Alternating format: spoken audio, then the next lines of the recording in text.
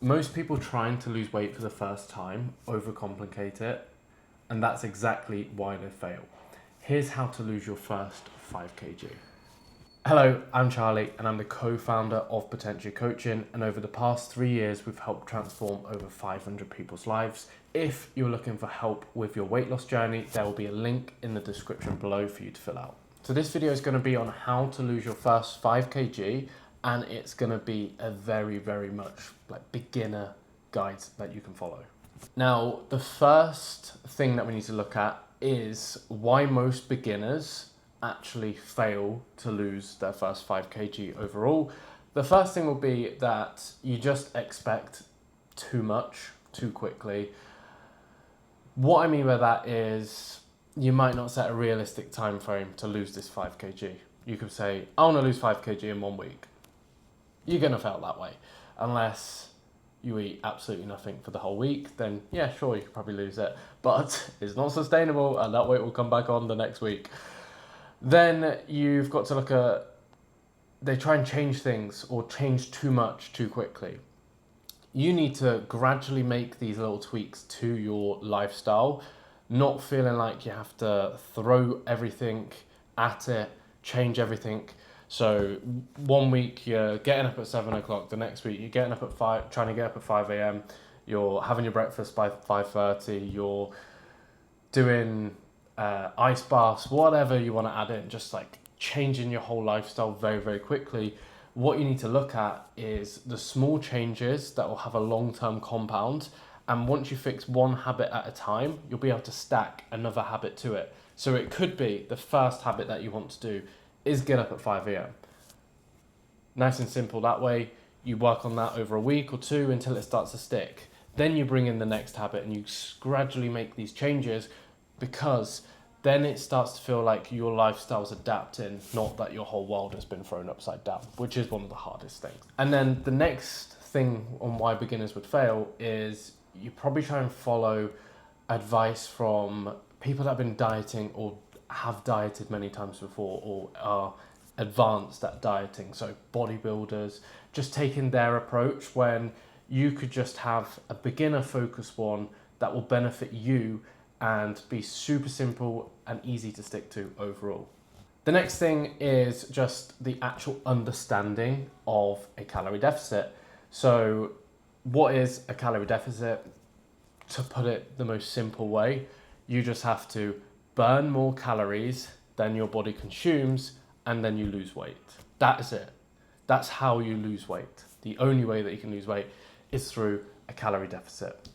So with that, you don't really need tracking apps, you don't need this, you don't need that. What you could do to change your diet is just make simple small swaps straight away. So let's say you drink full sugar drinks, could you swap them for sugar-free drinks?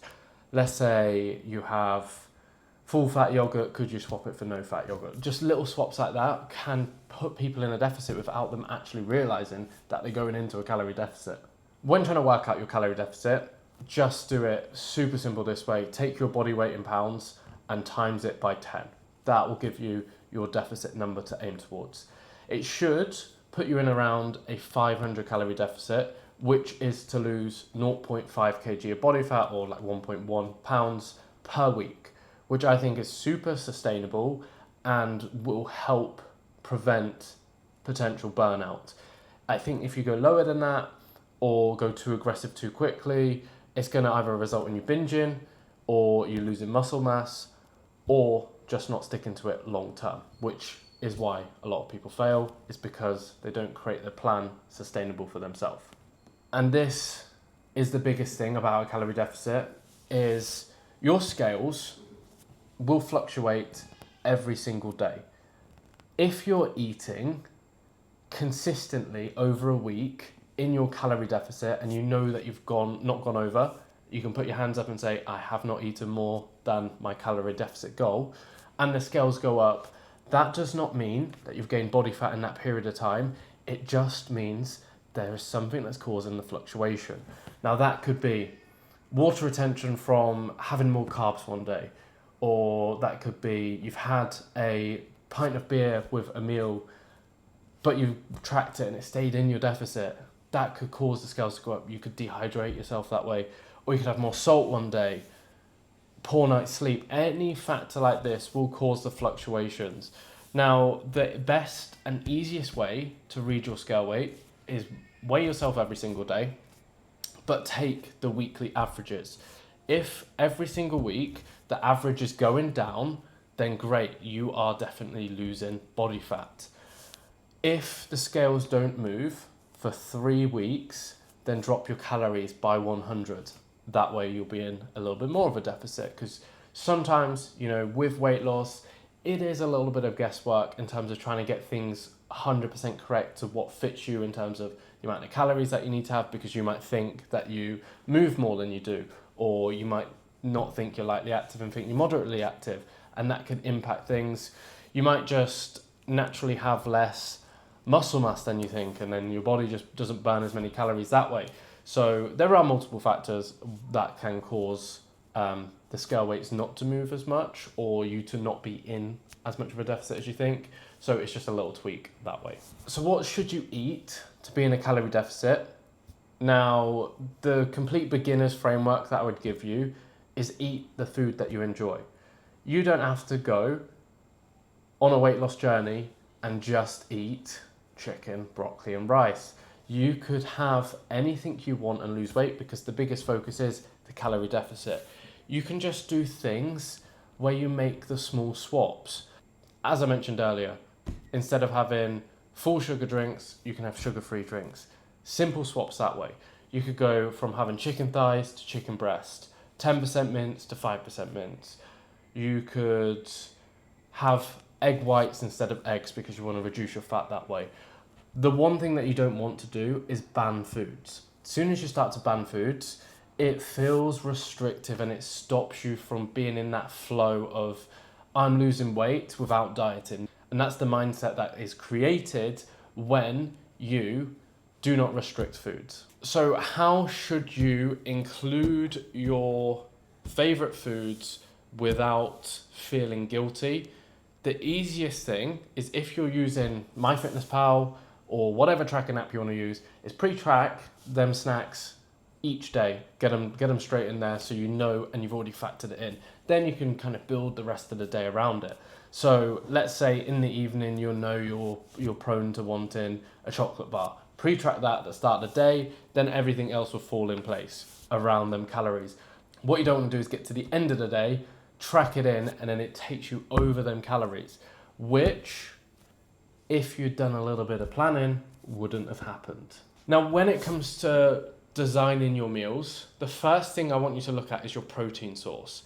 The reason being is protein helps protect your muscles. So when you're in a deficit, your body can burn through your muscles. Keeping a little bit of higher protein diet can help with that, but also they help keep you fuller for longer, which I think is the best thing about protein when you're in a calorie deficit. You will feel hungry, and making sure you're maximizing the protein that you can get in just helps you stay that little bit fuller, because it takes a little bit longer to digest. That's the main reason for it. So when you build your meals, pick your protein source first. Then it gets a little bit easier, so you can build your meals around that. So let's say you choose a chicken breast. Then you can look in your cupboards. Okay, I've got pasta, I've got rice. What could I have? Okay, I'll choose rice. Then you start to pair things, and it gets a little bit easier that way. But starting with the protein source makes it easier to plan the rest of the meal. That's what I find, in my personal opinion.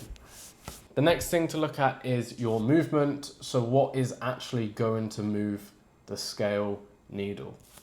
I'm just pictured a scale with like one of the old-fashioned scales that has a needle on it. So the first thing, which I do think is the easiest thing to lose weight, and that is just walking. It's free. You don't have to pay for it. You don't have to be skilled at it. You can just go out, move your feet, and go for a walk.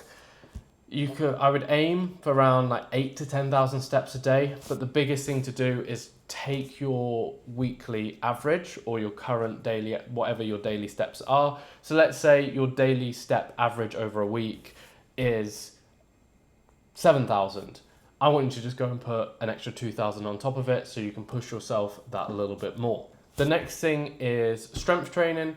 So I believe that you should try and hit each muscle group twice a week. So that could be 2 full bodies if you can only do 2 workouts.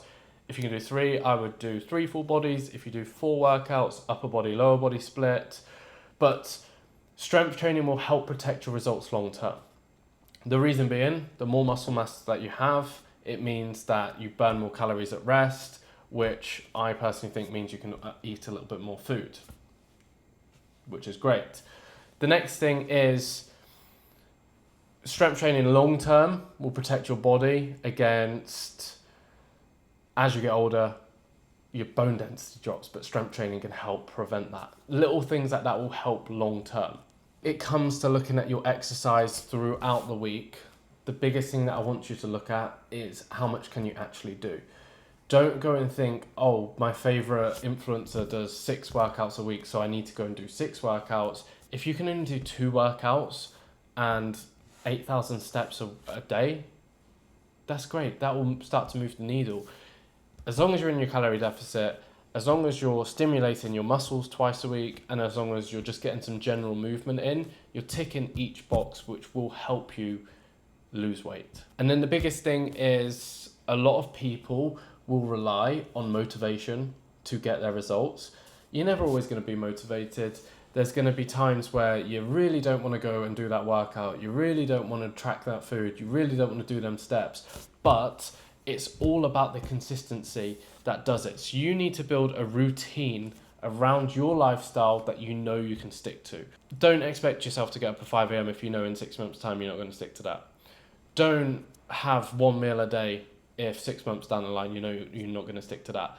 The routine has got to be something that fits your life. So if you know you've got to take the kids to school, could you try and set off 10 minutes earlier so you can walk a little bit? Just adds a little bit to the routine. That's something that's maintainable. That's something that's consistent. Could it be, you know, that on your lunch break you can go out and do 20 minutes of walking? Just factoring in these things that fit your lifestyle. Again, if you know your kids have 3 classes on a Monday, on a Wednesday and a Friday, so you know you can't train that day, don't expect yourself to go 5 times a week. Just go for 2 on the Tuesday and the Thursday. That way you'll get that nice little bit of balance. Now, there'll be times throughout this journey where you have a bad day or where you have a bad week. It's human. It's going to happen. The biggest thing that you want to look at is it's not actually the bad day. It's what you do after that bad day or what you do after that bad week. So what I think the easiest thing to do when you have a bad day, a bad week, is kind of like the restart mindset. The next day or the next week, pick the 3 easiest things that you can get checked off to start to build the momentum again. So that could be tracking your calorie deficit, getting your steps, and drinking 3 litres of water. Then you can start to build on that, because I feel like as you start to get things checked off after a bad period of time, it's the momentum that builds and it gets easier and easier and easier. That's the best way to look at it. And then the final thing is, with what I think will keep you staying consistent, is tracking things outside of scale weight. So that could be progress photos, that could be strength or lifts in the gym, that could be your energy levels, that could be how clothes fit, that could be, sounds silly, but do you run out of breath walking up the stairs? Could that change? The reason being is, if you're just looking at scale weight the whole time, when you have these fluctuations, it's actually going to cause your motivation to drop a little bit, because a lot of people are data driven or number driven by scales. So having these different metrics can be a backup for, okay, my scales haven't dropped today. What clothes was I wearing 2 months ago? Oh, I was wearing a large, now I'm wearing a medium. I know I'm losing weight. Just little things like that will change your mindset and will help keep you on track as much as possible. If you like this video, please subscribe. I'm posting 2 weight loss videos a week to help you with your journey.